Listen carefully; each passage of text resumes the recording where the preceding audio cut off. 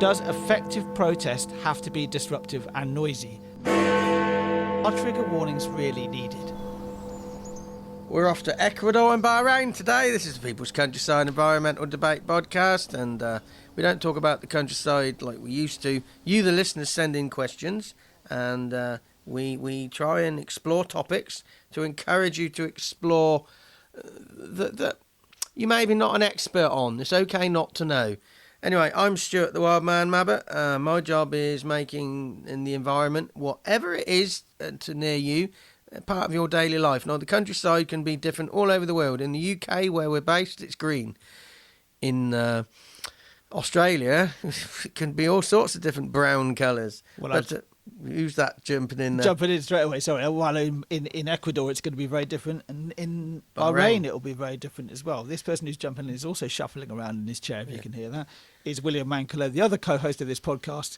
And thank you very much for listening to today's episode. We always appreciate our listener. We have a conversational style, not necessarily a debate style these days, and we try and normalise the big issues by talking about them openly, and we try and challenge our own beliefs, mindsets and habits as we do this, and try and come up with actions that address what we discuss. We're not experts, we're just two guys.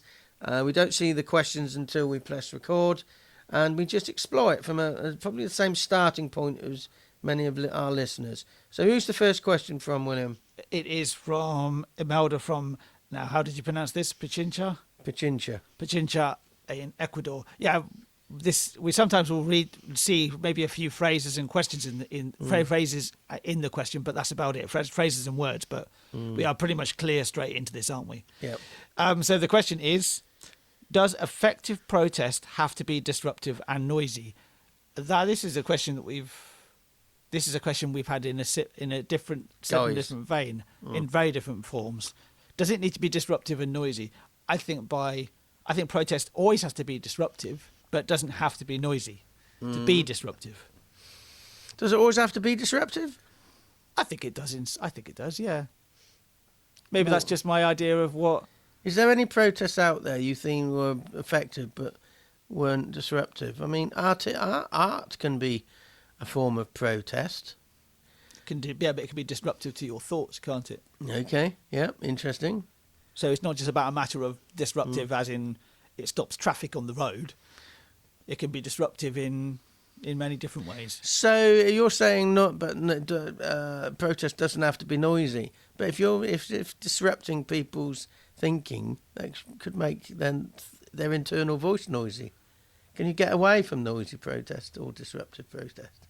If you take it as literal noise, it's whether or not it's used noise when it's actually disruptive or when it makes a point, because you can do silent protest.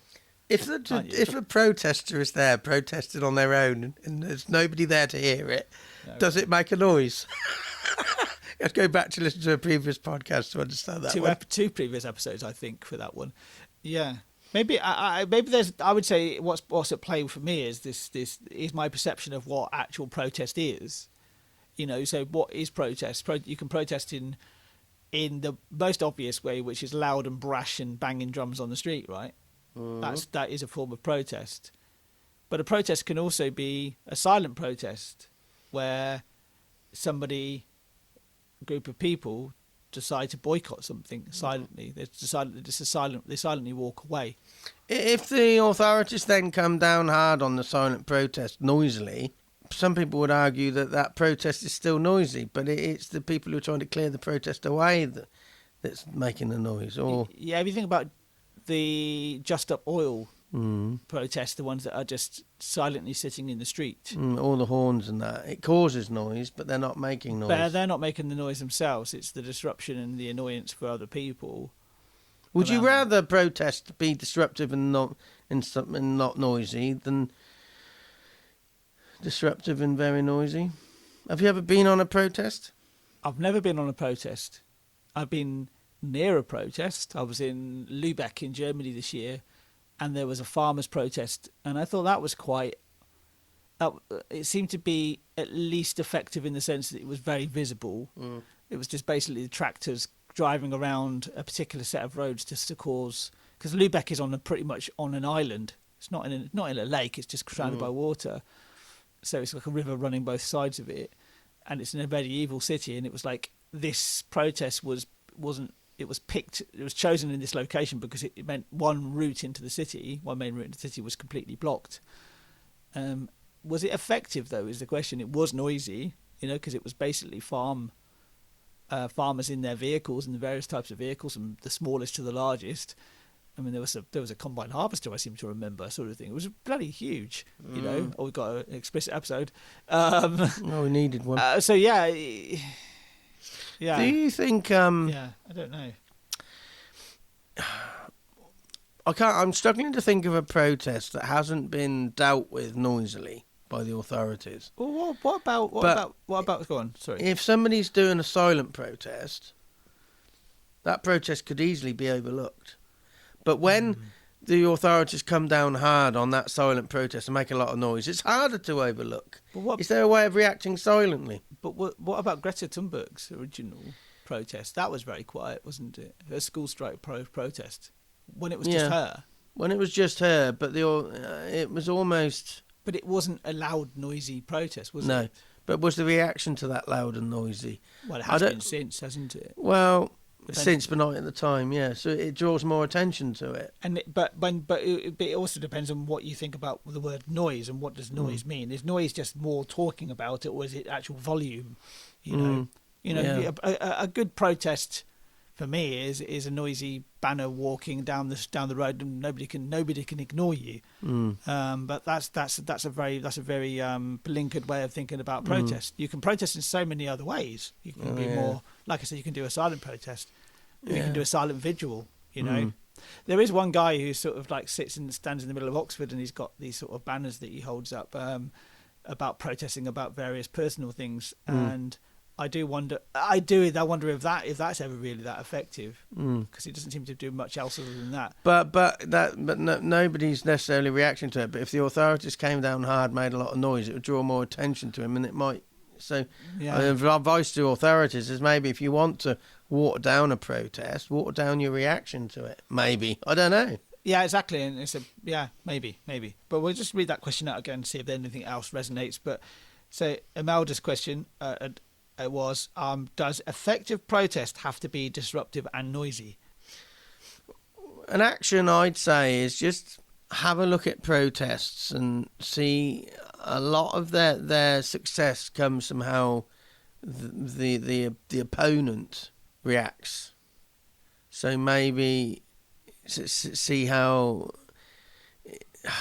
the authorities' reaction can actually enhance a protest, and then that actually, if you're a protester, that might actually give you an insight into how to make your protest more effective.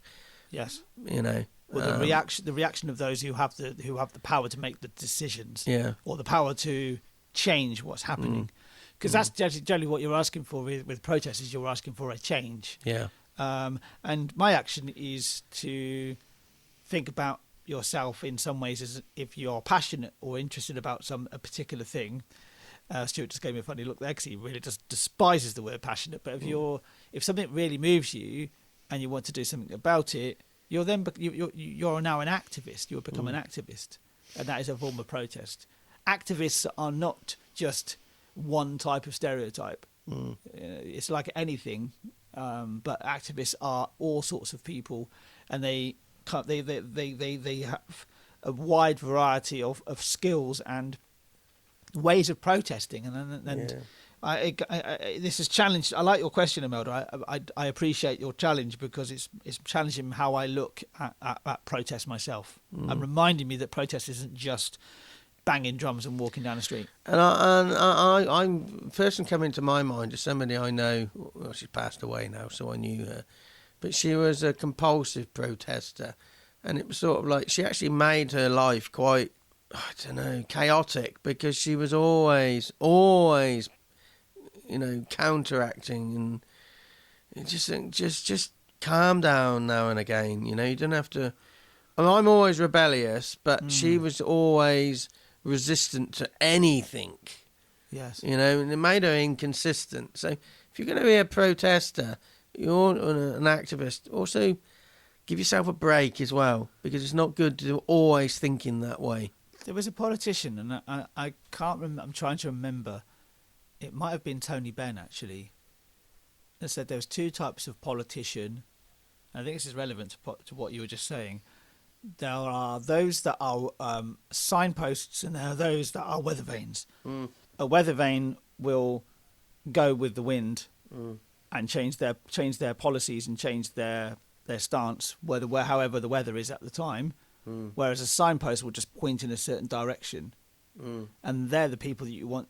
If you're a protester, and if you were talking about that person you knew, sort of maybe was protesting something and then protesting something else, which they probably conflict with each other.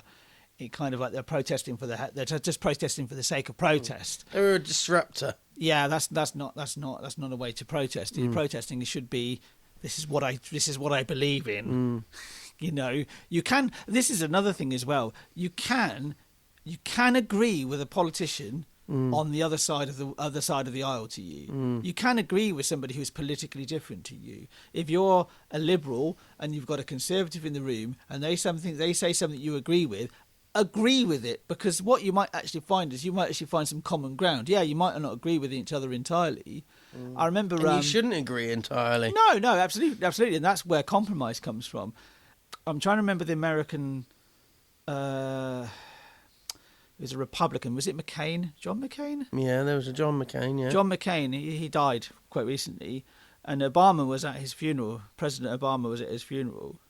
Barack Obama was at his funeral. And he gave his brilliant eulogy about this guy who was on the opposite side. He said, we might not have agreed with each other, but actually, you know, we respected each other. You know, and that's that. You just don't really seem to really get that anymore. So I'm going off on a bit of a one. Anyway, I'm going off on a protest, Stuart. Yeah. If you've been moved by this podcast, why not support us? You can support us via Patreon, which is a fundraising website for us. You get exclusive posts, and we have some videos up there. One is about setting up and winding down after a podcast recording, so you get an insight of how we do that. Overseeing issues when making a podcast. Maintaining enthusiasm as a long-term podcaster, and maybe the frustrations around making a podcast accessible to more people. There's plenty of other films on there for maybe listeners, but those are designed for other podcasters. And if you go onto our YouTube channel, there is a little 1.5 minute teaser video, so you get to see some snippets of those behind the scenes. They are more off the cuff, even more so than this podcast. They're a little bit more relaxed style. This is a different style to what we do on the podcast. Yep. There's a lot more silliness probably, even though there's always silliness in the podcast as well. We're just a little bit more relaxed and chilled out on those, aren't we, Stuart? Yeah. And the next listener question comes from Layla. My impression of Eric Clapton. Or Eric clapped out by the sound of it. Yes. What's the question? Layla is from Bahrain. Thanks very much. I think first questions we've had from both Ecuador, although we've had Ecuador before, correct me if I'm wrong. Don't think so. And Bahrain as well. So Bahrain, this is a longer question, so I will pick this one up. So Layla's question, thank you very much for your question. Layla asks, are trigger warnings really needed? I know they are good for strobe lights, etc., that can have physical impacts, but let's focus on things like Shakespeare plays, where we half expect to see some scenes of violence. It can have more impact if we're not fully expecting it. Should trigger warnings be on podcasts like yours? Because I worry about the potential learning by the listener being exposed to such material is watered down because we might be pussyfooting around people's feelings too much. It's vital we get the balance around this right, but where is that balance? And who dictates where that is? Balance means different things in different countries too. Yeah, I like the last point there, but trigger warnings are a fascinating thing. You're always trying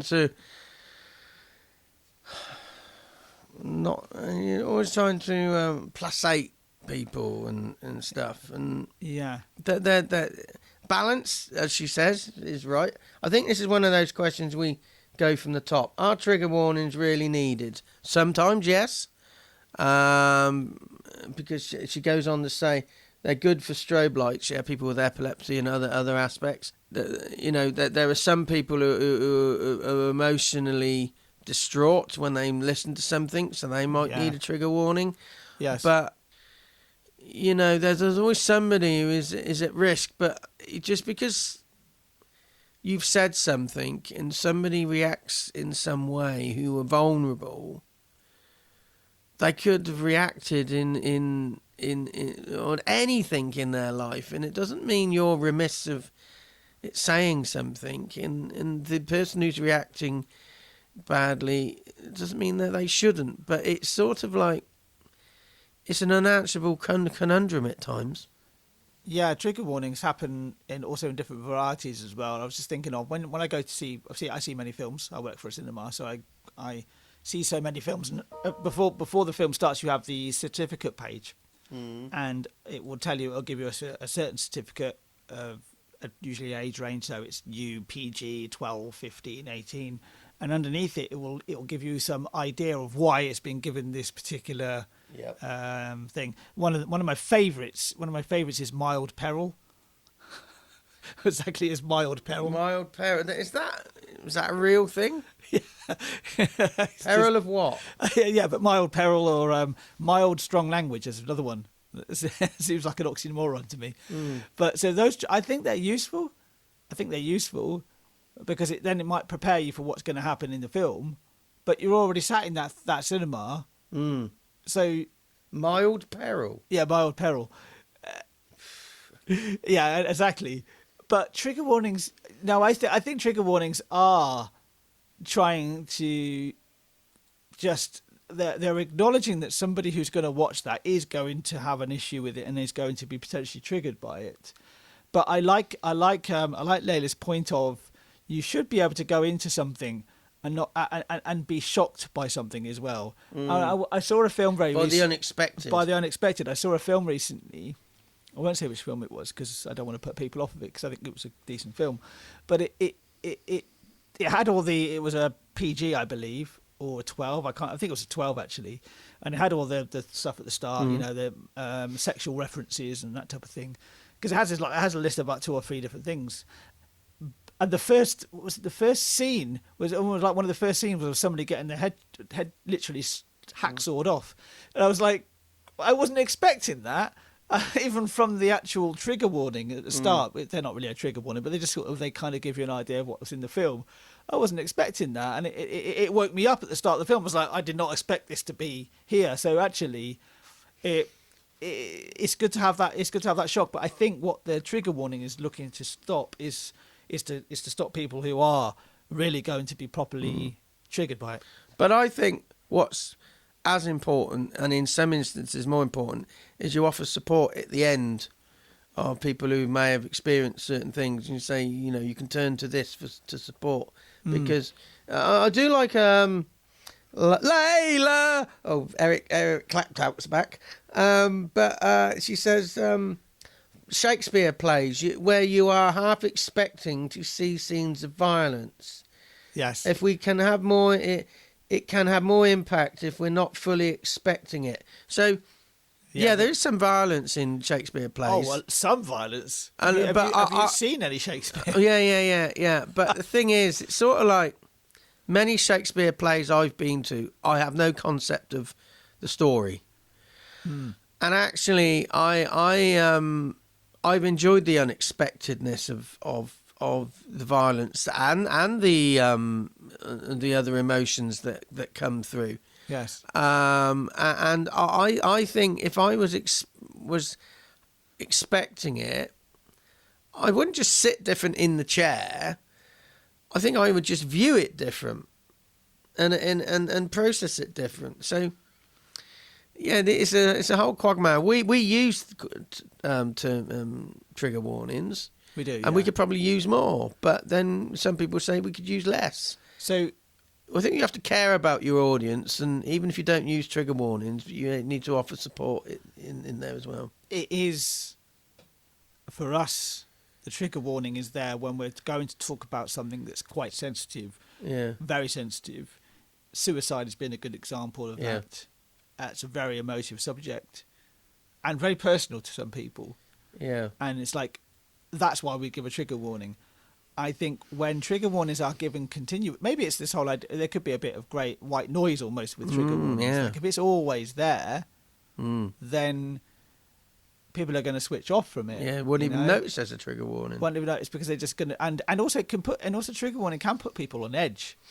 Because you could decide. Sorry, you could decide you put a trigger warning or something. Yeah. And actually, from the person's point of view, like, well, yeah, it kind of reminds me of that wasn't really a need. That trigger warning wasn't needed. I was talking to a friend of mine recently about censorship. In a way, it's not censorship, but I think there is a parallel here. There was a song by a band called Pulp, and they did a song called Misshapes, and it was a single, and they used the word bleeding, which is another term for bloody, right? Bleeding thick. When they actually released that as a single, they re-recorded it with the word very, and I thought that was always a little bit over the top. It wasn't. It's not a visceral, strong swear word. You know, like I'm not going to say the words. You might want to say them later. I remember Ian Jury saying, "I ain't no bleeding thickie," and that was fine. Yeah, I'm from Billericay. So, but that's a good line. He was very good at that sort of look, wasn't he? But it seemed to be unnecessary, and I think some trigger warnings in that sense are unnecessary because it's almost like they're trying to placate somebody and trying to take everybody into consideration. Maybe it's also because we're actually at a time of mass access to everything. Yeah, well. I mean, when I'm watching telly, I actually filter out the trigger warnings because I know an awful lot of what I'm going to see I'm not going to be able to look at because of my epilepsy. Yes. So the trigger warning, I don't even notice it because I just know. Anyway, carry on with the question. It can be more impactful if you're not fully expecting it. Should trigger warnings be on podcasts like yours? Because I worry about the potential learning by the listener being exposed to such material is watered down because we might be pussyfooting around people's feelings too much. Yeah. I think trigger warnings have a place on podcasts. I do think pussyfooting around issues is damaging. Yes, we do have a duty. We do Duty have a of duty care. of care for our listeners, Yeah. and we both take that as seriously as we can do. But we then, at the same time, push it. Yeah, I have a big frustration of stuff that I don't hear talked about. Yes, that's why you're doing the podcast. Yeah, I mean, and with the suicide thing, I was frustrated when we were talking about that because in some ways the subject is pussyfooted around, and I've experienced it myself, and it's just sort of like, so I was frustrated about not being able to explore certain things on the podcast or in real life. There are taboos. I'm frustrated with taboos. Taboos can be damaging.